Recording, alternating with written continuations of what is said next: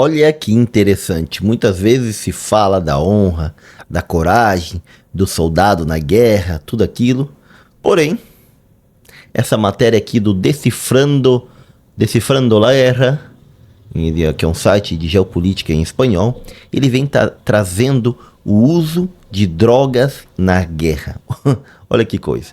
Esse aqui é uma imagem de soldados estadunidenses num campo de papoulas no Afeganistão. A papoula, que é da onde se extrai a morfina, que é um medicamento utilizado legalmente apenas baixo prescrição médica, porém que no século XIX e ainda hoje em dia se extrai também uma droga de uso ilegal, que é o ópio, e outra mais famosa na atualidade e mais utilizada, que é a heroína. Essa imagem aqui ela mostra muita coisa, porque há muita desconfiança de que houve um aumento na produção de papoulas no Afeganistão durante a estadia dos Estados Unidos nesses 20 anos que eles ficaram por lá. E aí se fala que muitas vezes a CIA traficou essas substâncias para outras partes do mundo e assim por diante. E é bem complexo a questão, porque apesar de toda uma situação de que Estados Unidos fala em combater as drogas, tudo isso daí, muitas vezes eles mesmos estão fomentando em determinadas situações. Mas vamos ver aqui então o uso das drogas nas guerras. A droga ou derivados sempre foram utilizados nas guerras e muitos guerreiros entraram em combate sob efeito de drogas ou embriagados, porque bebiam que só, né? Para tirar o medo, aumentar a resistência e ficar mais horas ali brigando no campo de batalha. Uma das drogas mais utilizadas, que é legal na maioria dos países, é o consumo de álcool, e isso é exceto no Islã, que daí os islâmicos não utilizam porque é proibido o álcool, mas isso aí já é conhecido em vários locais do mundo que os caras bebiam um monte para entrar para a guerra. Aqui os povos astecas na América já utilizavam, que era o pulque ou água miel, que era essa bebida fermentada de mel nesse caso aqui. Os hoplitas, que eram os soldados de infantaria pesada na Grécia Antiga, tomavam vinho mais que tudo, e às vezes até demais, que não conseguiam nem brigar direito. E os helenos já utilizavam grandes quantidades de ópio como analgésico para lidar com a dor e ferimentos, mostrando que era utilizada há muito tempo essa questão das drogas no campo de batalha. Olha aqui o que interessante, durante a Guerra dos 100 Anos, os soldados eles beberam de forma descontrolada, que a Guerra dos 100 Anos, só lembrando, foi uma guerra entre ingleses e franceses para ver quem ia ocupar, qual dinastia ia ocupar o trono francês, que acabou ocupando uma dinastia francesa. E aí os carinha aqui beberam tanto que acabaram sendo facilmente aniquilados pelos arqueiros ingleses. Outra situação foi durante uma das batalhas aqui de Napoleão, em 1805, na qual as divisões de infantaria receberam uma ração tripla de conhaque para incitar as tropas à batalha, para ver a situação. E isso daqui, eu tenho minhas dúvidas se mais ajuda ou atrapalha, porque o cara vai pra guerra, mamado, bêbado, não dá certo, né? Então, na segunda metade do século XIX, os 36 mil homens do exército britânico, olha aqui que interessante, eles consumiam cerca de 2 milhões de litros de rum por ano. E além disso, no século XVIII, cada soldado britânico destacado nas colônias americanas, ou seja, nos Estados Unidos, ou no que viria a ser Estados Unidos, consumia uma média de 87 litros de rum por ano. É bastante a quantidade de consumo de álcool entre os soldados. Então, aqui primeiro a gente viu o ópio, a segunda droga depois da bebida, já na antiguidade, mas o álcool era o que era mais utilizado. Já os russos utilizavam e ainda continuam utilizando muita vodka. E o soldado alemão na frente oriental durante a Segunda Guerra Mundial, um soldado, né, ele vai dar o testemunho dizendo: a vodka purga o cérebro e aumenta a força. Faz-me esquecer que tenho 7 estilhaços de metralhadora no meu corpo. Que situação.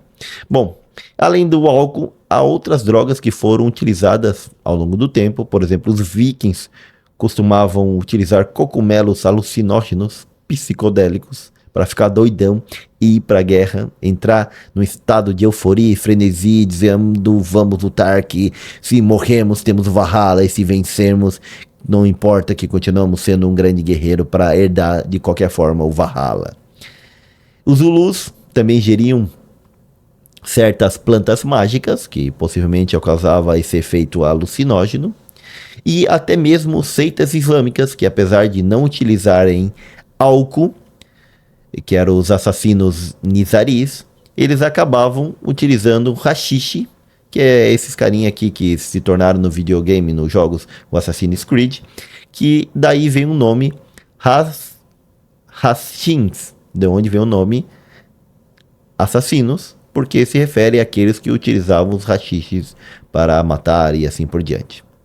E olha que interessante, durante a campanha egípcia, os soldados de Napoleão consumiram grande quantidade de hashish para se distrair do calor e outros problemas que tinham na região, que era praticamente insuportável para eles. E então isso daí acabou tendo até um resultado ruim, porque na batalha aqui contra os mamelucos, contra a cavalaria mameluca, como é representado nesse quadro aqui, não se saíram muito bem, justamente porque estavam super bêbados. Os soldados de Napoleão tiveram muita dificuldade. Bom, o ópio, então, como já te dizemos, ele foi muito usado como analgésico. É dele que deriva a morfina, que era distribuída em grandes quantidades durante a Guerra Civil Americana, levando a uma epidemia massiva de dependência entre os veteranos. E aqui tem aquela questão que se os Estados Unidos combate as drogas, vão fazer a guerra às drogas, tudo isso, mas começam eles mesmos danos para os seus soldados drogas, como que eles não esperam que depois que o cara deixa o exército, ou mesmo que continue no exército, mas depois que acabe a guerra, eles vão continuar consumindo, porque o cara volta da guerra, além de traumatizado, ele volta viciado, um adicto. E aí? E aí o problema não se soluciona, né? Então houve um uso generalizado das drogas por soldados no século XX, durante a Primeira Guerra Mundial, e havendo um aumento do consumo e demanda de cocaína. Aí depois, tem um problema da cocaína até hoje e tal. Olha aqui, Primeira Guerra Mundial, deram em grande quantidade cocaína para os soldados. A cocaína era usada principalmente pelos principais asses da caça alemã também, né, dos soldados alemães.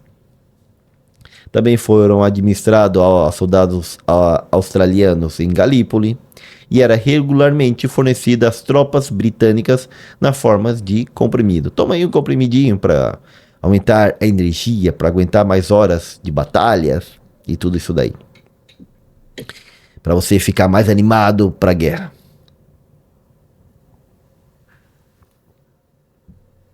Aí depois, um cara deixa o exército e sai de lá viciado, né?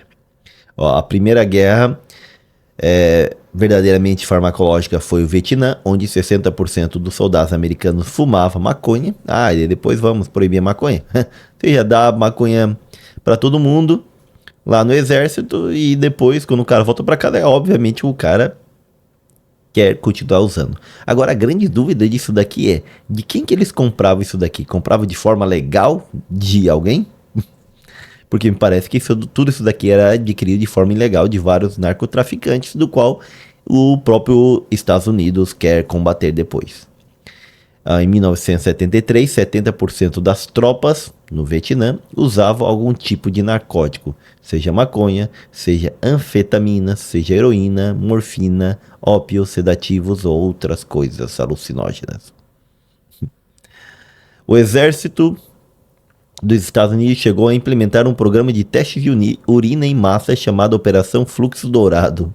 Devido a esse uso generalizado, também ficou conhecido como o Exército Junkie ou Exército dos Viciados.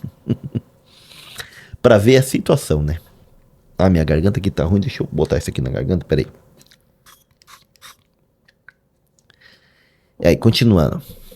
Na década de 1990, a Frente Revolucionária Unida em Serra Leoa, ela consumia uma grande quantidade de drogas, uma maconha misturada com pólvora, nem sabia que dava aí para fazer isso, ó.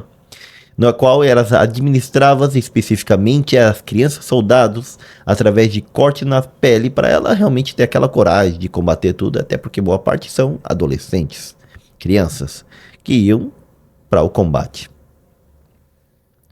E atualmente os jihadistas eles começaram a utilizar drogas para ter a coragem de fazer tudo que faz, aqui é já no mundo muçulmano, no qual em novembro de 2008 um grupo ali sediado na Caxemira, que vai fazer o ataque e tudo, ele vai fazer esse ataque contra as forças especiais indianas por volta de 60 horas direto, utilizando cocaína, LSD e outros esteroides.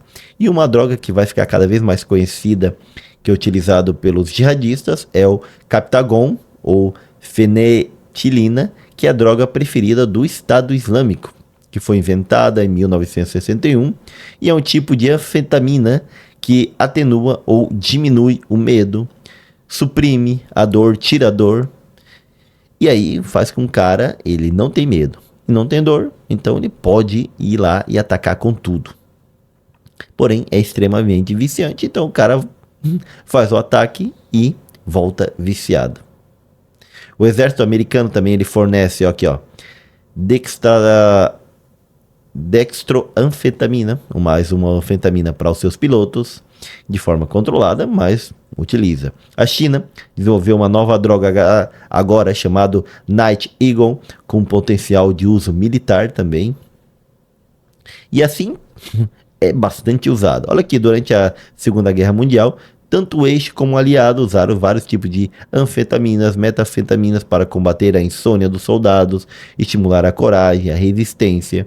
Os aqui nacional-socialistas utilizavam anfetaminas ou speeds para fins militares, criando a pervertina, que aumenta o estado de alerta, eliminava a necessidade de sono e reduzia o medo. Em 1940, os alemães receberam mais de 35 milhões de comprimidos de pervertina. É uma droga utilizada principalmente por petroleiros e aviadores durante a invasão da Polônia. E aí, esse abuso de anfetaminas causa sérios problemas à saúde, tudo isso daí.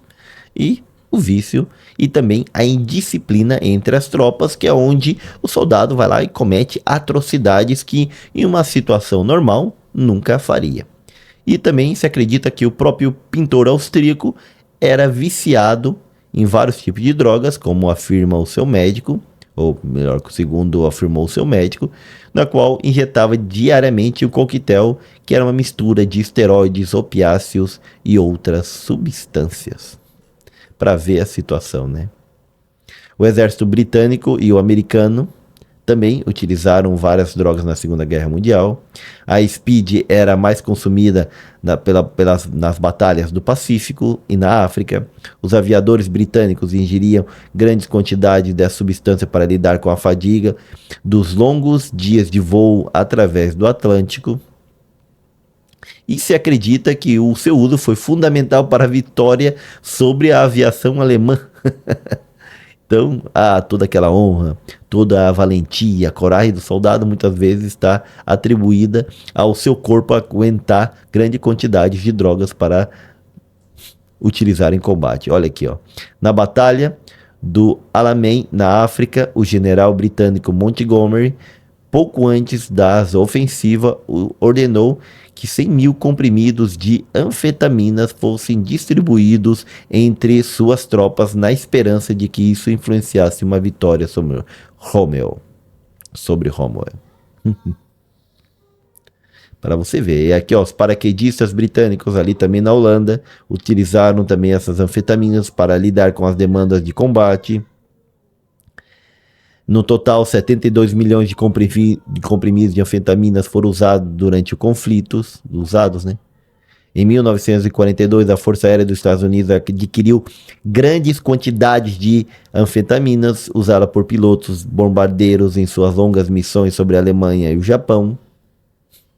No ano seguinte, esse uso passou para as tropas terrestres no Pacífico para neutralizar o medo de ataques suicidas dos japoneses. No total, os americanos se acredita que chegou a utilizar até 500 mil de comprimidos de anfetaminas. Ah, e agora tem um problema com anfetamina e tudo isso daí. Aonde começa? Aqui, durante as guerras. E muitos homens-bombas japoneses estavam sob o efeito do ópio e metanfetaminas, como Filopon, que era uma metanfetamina japonesa, para realizar ali os ataques kamikaze. Ah, grande coragem, eles tinham honra, toda uma cultura disso daí, de se matar pela pátria, tudo isso daí. É discutível, porque muitas vezes estavam sob o efeito de drogas. Bom, a União Soviética utilizou um pouco menos isso. A ideia deles era beber, e beber muito, muita vodka.